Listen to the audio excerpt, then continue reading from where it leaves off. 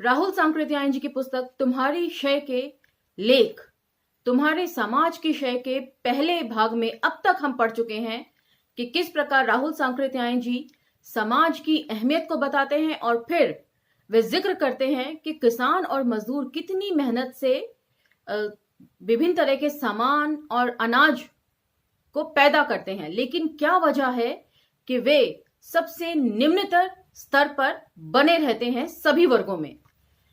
उसके लिए वो अपने तरीके से कुछ समाधान ढूंढते हैं, कुछ निष्कर्षों पर पहुंचते हैं, जिसमें सबसे महत्वपूर्ण निष्कर्ष होता है जिन्हें वे समाज की जोंक कहते हैं। जमींदार, महाजन, मिल मालिक, बड़ी बड़ी तनख्वाह वाले, नौकर और पुरोहित, इन लोगों को समाज की जोंकों के रूप में वे प्रस्तुत करते हैं। उसके बाद वे उल्लेख करते हैं कि मंदिरों में बहुत अच्छे अच्छे प्रवचन चलते हैं, यहां तक कि वे पुरुष जिन्हें महात्मा के नाम से संबोधित किया जाता है, पंडितों के साथ मिलकर भव्य आयोजन करते हैं और गीता और रामायण की साखियां गाते हैं कि सब जन एक बराबर हैं, जिसे हम कण कण में भगवान कहते हैं। लेकिन जैसे ही कोई अस्पृश्य कुएं की जगत पर चढ़ने की कोशिश करता है तो सबकी त्योरियां चढ़ जाती हैं। तो महज वो सारी बातें जो रामायण और महाभारत से निकाल कर महात्मा और पुरोहित लोगों को समझा रहे होते हैं, वे महज कागजी बातें साबित होती हैं। तो अब हम यहां से आगे पढ़ेंगे। आभासी दुनिया के मेरे दोस्तों, शालिनी बोल रही हूं। जय भीम, हुल जौहार। चलिए भाग 2 शुरू कर रहे हैं। तो थोड़ा पीछे से लेती हूं ताकि कॉन्टिन्यूटी बनी रहे। तो पिछला एक पैराग्राफ में आपको पढ़ के दोबारा सुना रही हूं। महात्मा और पंडित लोग गदगद होकर अर्थ कर रहे हैं, जो है सब भगवान की देन है। सिया राम मैं सब जग जानी, करहूं प्रणाम जोरी जुग पानी। चराचर जगत जब भगवान के रूप में है, जो है सो उसमें कोई भेद नहीं। मालूम होता है चारों ओर समदर्शिता, विश्व बंधुता और प्रेम का महासागर लहरें मार रहा है।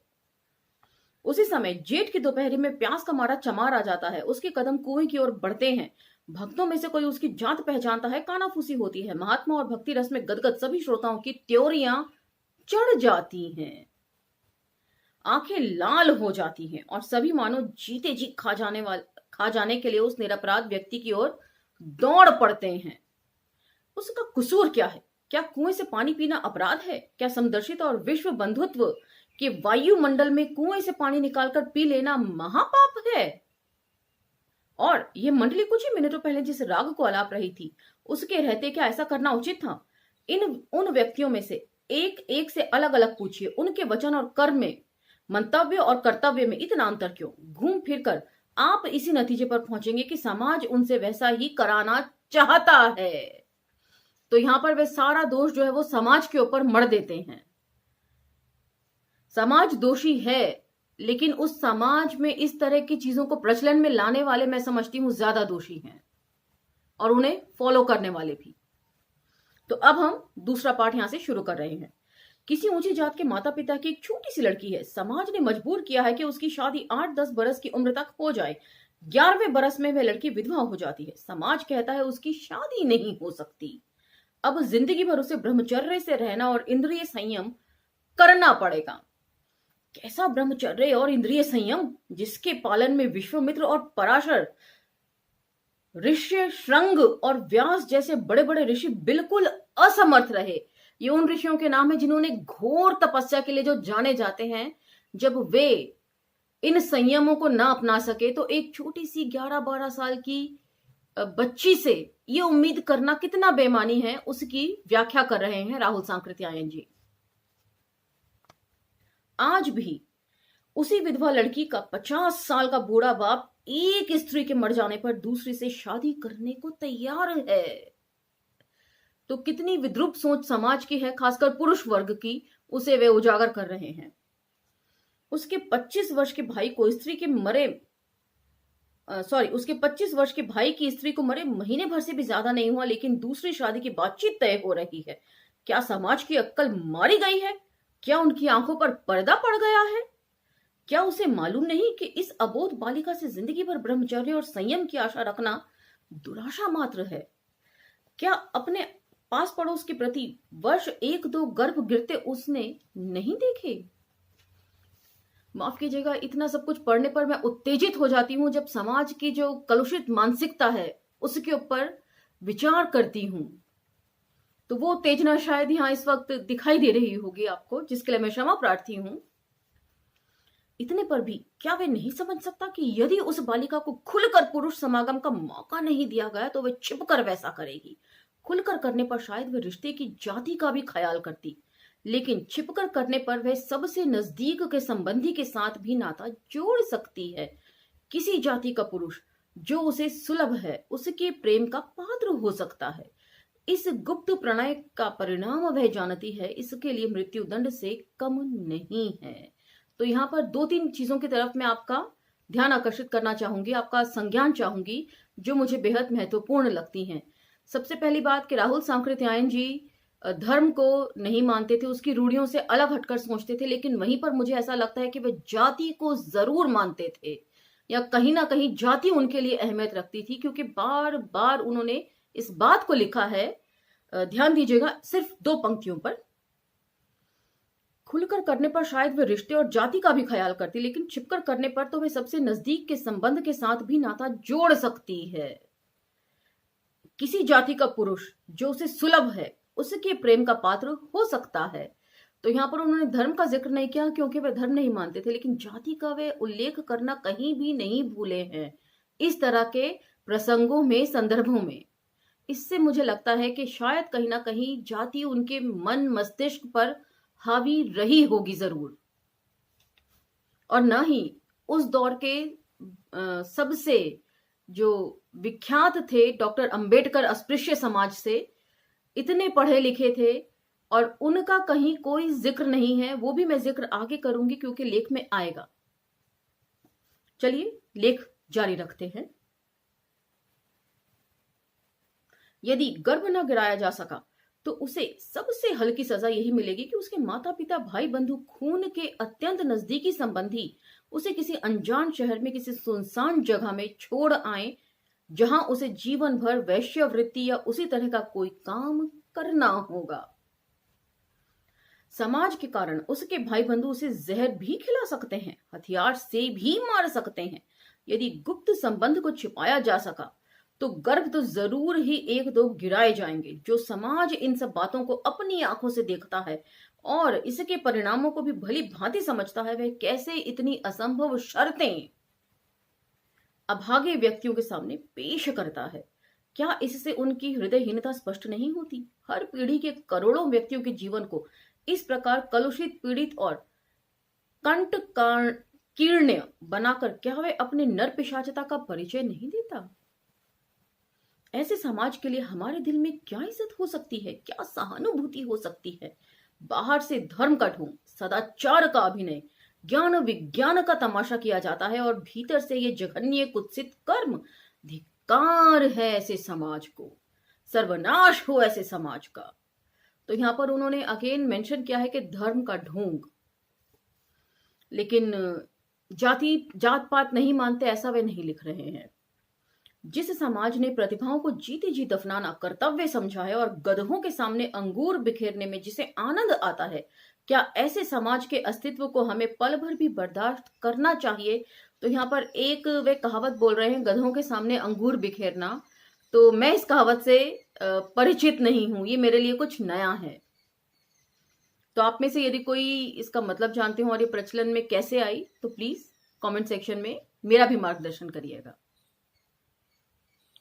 एक गरीब माता पिता हैं, उनको खुद न अपने खाने पीने का ठिकाना है, न पहनने ओढ़ने का। उनके घर में एक असाधारण प्रतिभाशाली बालक पैदा होता है। लड़कपन से ही उसे किसी धनी के बच्चे को खिलाना पड़ता है, कि मतलब बाल मजदूरी उससे करवानी शुरू कर दी जाती है बचपन में ही। भेड़ बकरियां चराकर पेट पालने के लिए मजबूर होना पड़ता है। माँ बाप जानते तक नहीं कि लड़के को पढ़ाना लिखाना भी उनका कर्तव्य है। तो ये बात तो हमने अक्कर माशी में भी देखी थी, जब पहले ही एपिसोड में शरण कुमार लिम्बाले जी लिखते हैं कि उनका दोस्त भी उनके साथ पिकनिक पर आना चाहता था, लेकिन उसकी माँ जो है वो उसे खींच कर ले जाती है कि बाप को रोटी देने जाओ पहले। यही शब्द थे, वरना पता है ना कि रात को क्या अंजाम होगा अगर समय पर खाना ना मिला तो ये बंदिशें तो रहती ही हैं। माँ बाप जानते तक नहीं कि लड़के को पढ़ाना लिखाना भी उनका कर्तव्य है। यदि वे जानते हैं तो न तो उनके पास फीस देने के लिए पैसा है, ना किताब के लिए दाम। लड़का बड़ा होता है, बूढ़ा होता है, मर जाता है और साथ ही साथ उसके प्रतिभा को भी वह ले जाता है, जिसके द्वारा वे देश को एक चाणक्य, एक कालिदास, एक आर्यभट्ट, एक रविंद्र, एक रमन दे सकता था। तो ये भी नोट डाउन करिए प्लीज, जिन व्यक्तियों के नाम उन्होंने लिखे हैं ये सभी उच्च वर्ग के लोग हैं। और यहां पर उन्होंने डॉक्टर अंबेडकर का नाम छोड़ दिया है अगेन, जबकि लेख जो है वो छपरा जेल में उन्होंने लिखा था और छपरा जेल में वे गए थे 1939 में। और वहां पर बैठकर उन्होंने लिखा था। और उस वक्त भी अस्पृश्य समाज में सबसे बड़े नेता और सबसे पढ़े लिखे व्यक्तियों में, दुनिया के सबसे पढ़े लिखे व्यक्तियों में उस समय भी डॉक्टर अंबेडकर शामिल हो चुके थे, लेकिन कहीं भी उनका कोई जिक्र नहीं है कि डॉक्टर अंबेडकर भी बन सकते हैं। तो यहां पर थोड़ा सा मुझे चुभता है कि किस तरह की ये समझ है और समझ में भी कितने इफ एंड बट हैं उनके। चलिए आगे बढ़ते हैं। मैंने गांव के एक अभिनेता को देखा है। यदि वे किसी ऐसे देश में पैदा हुआ होता जहां प्रतिभाओं के आगे बढ़ने के सारे रास्ते खुले हैं, तो वहां वह प्रथम श्रेणी का जगद्विख्यात अभिनेता होता। लेकिन आज 60 बरस की अवस्था में उस शिक्षित व्यक्ति की वह महान प्रतिभा ग्रामीण स्त्री पुरुष जीवन के कुछ सजीव चित्रण द्वारा अपने परिचितों का कुछ मनोरंजन मात्र कर सकती है। और यही बात मैं डॉक्टर अंबेडकर के साथ भी कहना चाहूंगी कि यदि वे भारत में न पैदा होकर कहीं और पैदा हुए होते तो पूरी दुनिया उन्हें हाथों हाथ रखती, यहां तक कि भारत के लोग भी उन्हें हाथों हाथ रखते। क्योंकि यहाँ पर मार्टिन लूथर किंग जो हैं उनके बारे में बहुत अच्छे विचार रखे जाते हैं, जो कि एक ब्लैक थे और उन्होंने अश्वेत लोगों के लिए बहुत आंदोलन किए, अगुवाई भी करी कई आंदोलनों की। उनको भी यहां पूजनीय समझा जाता है, लेकिन डॉक्टर अंबेडकर को नहीं। राजनीतिक लाभ उनसे जरूर लिया जाता है। मैंने ऐसे स्वाभाविक कवि देखे हैं जिन्हें अक्षर का कोई भी ज्ञान नहीं, जिस भाषा को बोलते हैं उनमें कोई लिखित साहित्य नहीं, कोई आचार्य परंपरा नहीं, छंद और अलंकार के परिचय का कोई साधन नहीं, तब भी अपनी भाषा में बहुत ही भावपूर्ण रसपूर्ण कविता कर सकते हैं।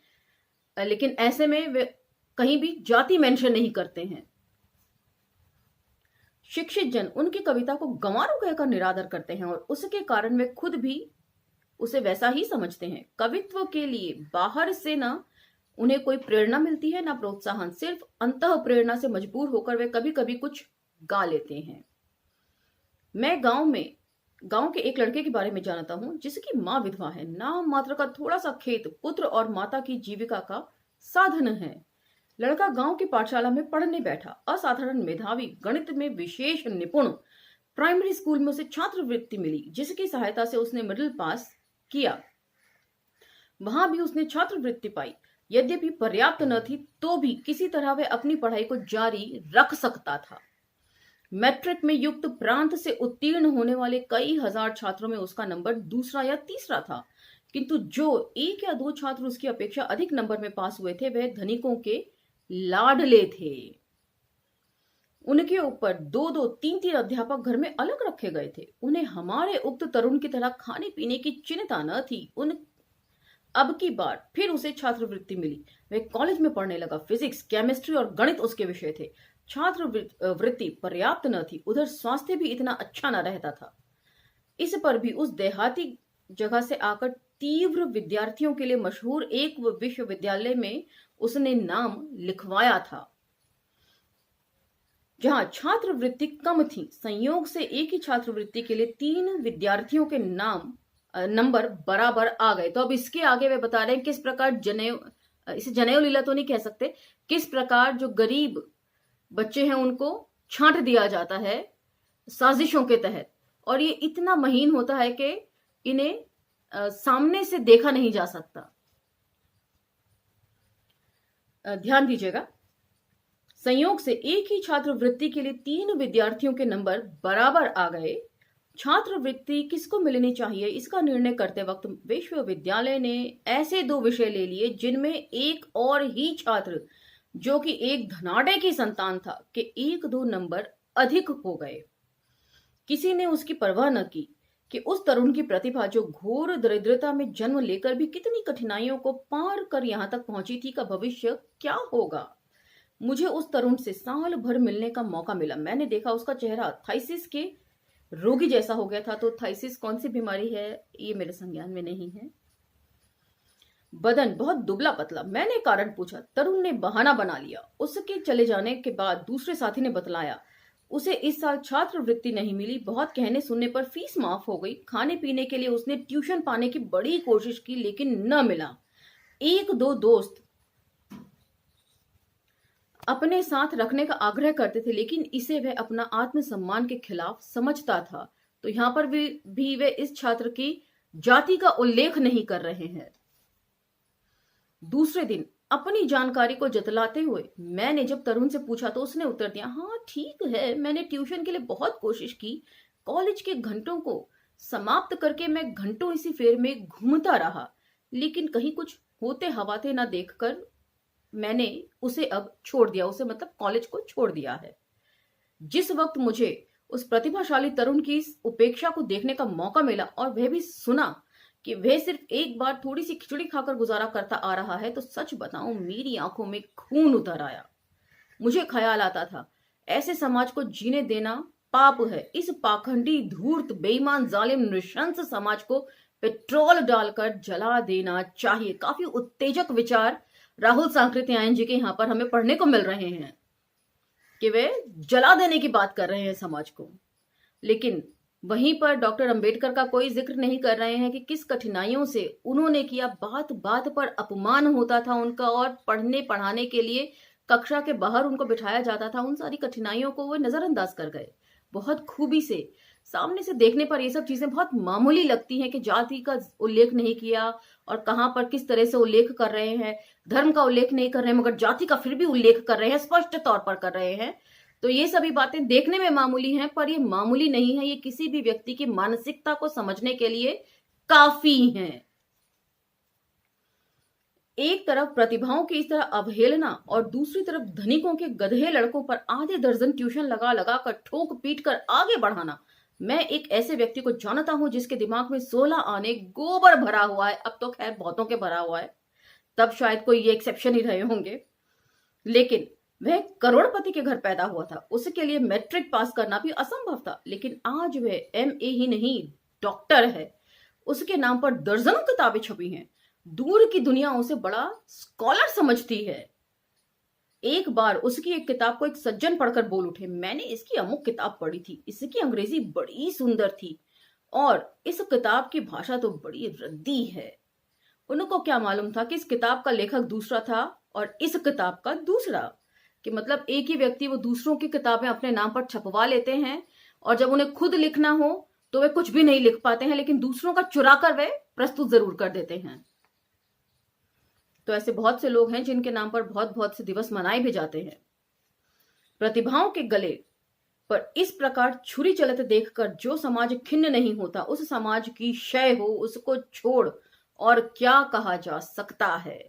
तो यहां पर यह लेख समाप्त होता है, लेकिन इस लेख के बीच में मैंने कुछ विचारणीय प्रश्न और बिंदु आपके सामने रखे हैं जो संभवतः मुझे लगता है कि आपको समझ में आ गए होंगे और उनकी अपने तरीके से आप खुद भी व्याख्या कर सकते हैं। ये सब मेरी समझ से जो मेरे को समझ में आया, मैंने वो व्याख्याएं करी हैं। और आप कुछ और यदि व्याख्या आपके मन में है तो उसे प्रस्तुत कर सकते हैं कमेंट सेक्शन के जरिए, और हमसे बहुजन विजडम पर भी जुड़ सकते हैं अंबेडकर नामा के अलावा, और अंबेडकर नामा ग्लोबल पर भी हमसे जुड़ सकते हैं। तो लाइक, शेयर, सब्सक्राइब करते रहिए और अगले एपिसोड तक के लिए आज्ञा दीजिए। धन्यवाद।